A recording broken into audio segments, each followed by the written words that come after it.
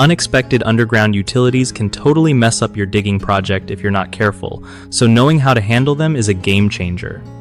Alright, first thing you gotta do is get those utility locates done before you even think about shoveling.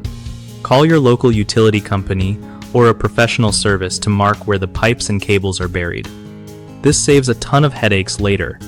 When you're near those marked spots, switch to hand tools instead of heavy machinery to avoid accidental hits.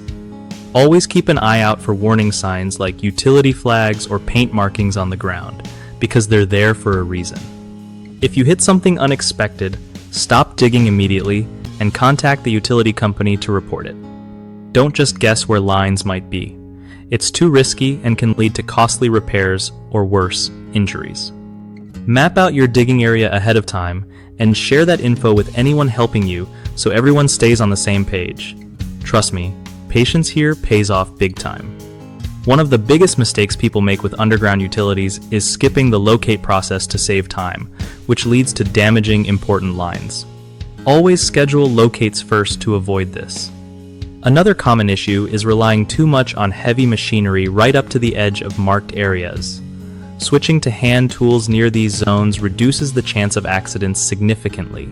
Lastly, ignoring or misinterpreting utility markings is a huge no-no.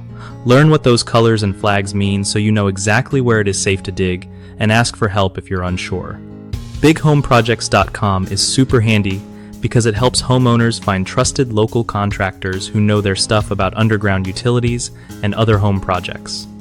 Plus, it gives contractors a platform to connect with real clients who need their skills, making the whole process smoother for everyone involved.